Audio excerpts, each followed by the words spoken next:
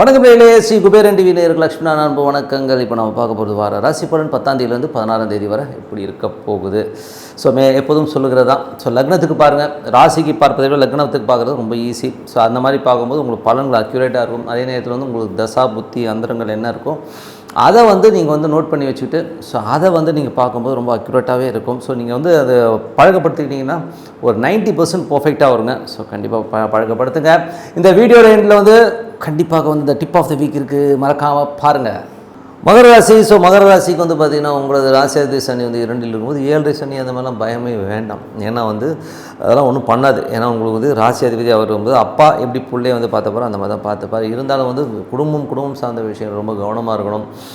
தேவையில்லாத வார்த்தைகளால் நம்ம போய் எதுவும் மாட்டிக்கக்கூடாதுங்கிறது தான் உண்மையான விஷயம். இது யாருக்கு மேஜராக அஃபெக்ட் பண்ணணும் போது மகர லக்னமாக இருந்து சனி திசை புத்தி அந்த ரொம்ப கவனமாக இருக்கக்கூடிய ஒரு காலகட்டங்கள் தான். ஸோ குடும்பத்தை கொஞ்சம் அலர்ட்டாக பார்த்துக்கிறது நல்லதுங்க. ஸோ 3-12ஆம் அதிபதியான குரு 3ல் குருவும் சூரியனும் அஸ்தங்கமாகும்போது கொஞ்சம் வெளியூர் பிரயாணங்களால் கொஞ்சம் லாபங்கள் கம்மியாக கிடைக்கிறது. என்னடா அது எதுவுமே நடக்கலைங்கிற மாதிரி எண்ணங்கள் நிறைய இருக்கும். ஸோ இது யாருக்கு மேஜராக நடக்கணும் போது மகர லக்னமாக இருந்து குரு திசை புத்தி அந்தரம் நடக்கிறவங்களுக்கும், அதுவும் சூரியன் உங்களுக்கு அஷ்டமாதிபதி கூட இருக்கும்போது அதிகமான ஒரு டென்ஷன் இருக்கும். ஸோ பிரயாணங்கள் பண்ணும்போது ரொம்ப கவனமாக இருக்கணும். ஏன்னா பிரயாணங்களில் நமக்கு ஏதாச்சும் ஒரு டென்ஷன் கொடுக்குற மாதிரி பக்கத்தில் உட்காருவான்.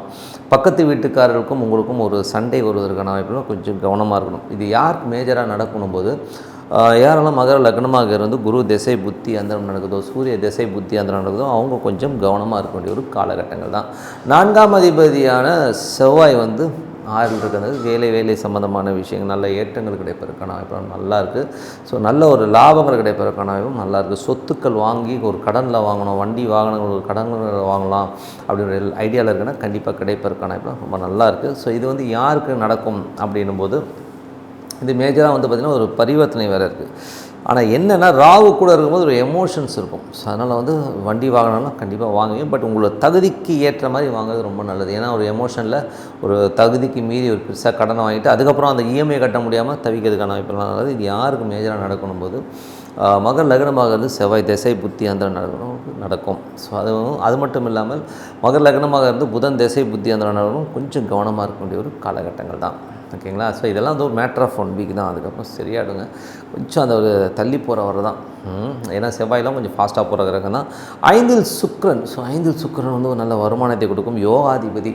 ஸோ 5-10ஆம் அதிபதியான ஒரு திரிகோணமும் கேந்திரமும் சேர்ந்த ஒரு யோகாதிபதி என்னும்போது நல்ல ஏற்றங்கள் நல்ல மாற்றங்களை கொடுப்பார். பட் இருந்தாலும் தொழில் ரீதியான விஷயங்கள் 5க்கு 10 போது அது ஒரு நெகட்டிவ் ஷேட்ஸ் அதீதமான பேராசைகளால் நம்ம கொஞ்சம் மாட்டிக்கிற மாதிரி சூழ்நிலையை ஏற்படுத்தும். யாரெல்லாம் மகர லக்னத்தில் சுக்கிர திசை புத்தி அந்தரம் நடக்குதோ பேராசையே இல்லாமல் இருந்தாங்கன்னா ஓரளவுக்கு ஜெயிச்சிருவாங்க.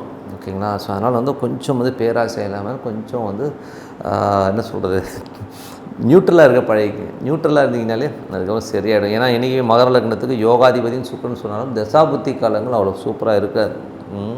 அவனை சேலஞ்ச் பண்ணி சொல்கிறேன்.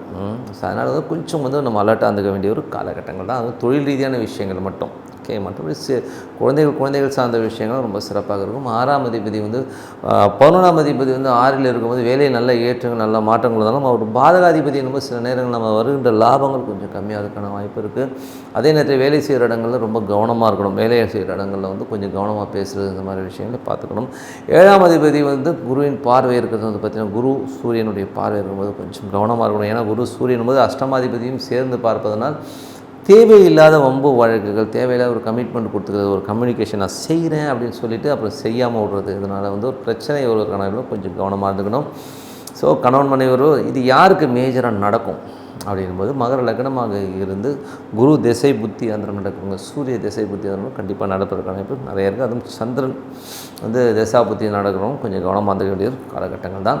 8ஆம் அதிபதி 3ல் இருந்து ரொம்ப எமோஷனும் ஸ்ட்ரெஸ்ஸும் வருவதற்கான வாய்ப்புகள் நிறைய இருக்குது. ஸோ இது மகர லக்னமாக இருந்து சூரிய திசை புத்தி அந்தரம் நடக்கிறவங்க ரொம்ப எமோஷனும் டென்ஷனும் இருக்கும்.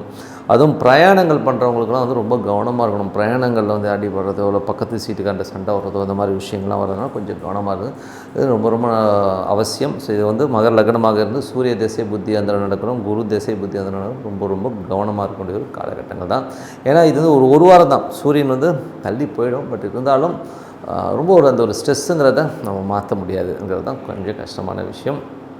9ஆம் அதிபதியான புதன். ஸோ 9ஆம் அதிபதியான புதன் வந்து பார்த்திங்கன்னா 4ல் இருக்கும்போது அப்பா சொத்துக்கள், அம்மா சம்மந்தமான விஷயங்கள்லாம் கொஞ்சம் ஒரு டென்ஷன், ஸ்ட்ரெஸ் வருவதற்கான வாய்ப்பெல்லாம் நிறைய இருக்குது. இதனால் வந்து உங்களுக்கே வந்து என்ன பண்ணுறது எது பண்ணுறது ஒரு புத்தியில் ஒரு தடுமாற்றம் ஏற்படுவதற்கான வாய்ப்பும் நிறையா இருக்குது. ஸோ மேற்படிப்பு சார்ந்த விஷயங்களில் நான் என்ன படிக்கிறது மேலே அப்படின்றதுல ஒரு சின்ன சின்ன குழப்பங்கள், பயங்கள் வரலாம்.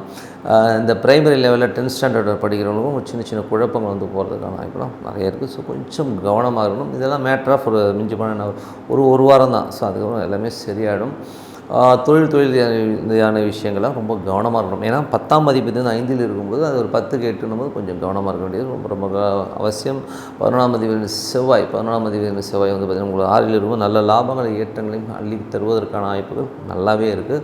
பட் இருந்தாலும் வேலை செய்கிற இடங்களில் ரொம்ப கவனம். ஏன்னா அவர் 11ஆம் அதிபதியாக இருந்தாலும் அவர் வந்து பாதகத்தை தருவார். ஸோ அதனால் கொஞ்சம் கவனமாக இருந்துக்க வேண்டியது ரொம்ப ரொம்ப நல்லது. ஸோ இது யாருக்கு மேஜராக நடக்கும் அப்படின்னும்போது இது வந்து தொழில் ரீதியான விஷயம் ரொம்ப கவனமாக இருக்க வேண்டியவங்க வந்து மகர லக்னமாகிறது சுக்கிர திசை புத்தி அந்த நடக்கிறவங்க ரொம்ப கவனமாக இருக்கணும்.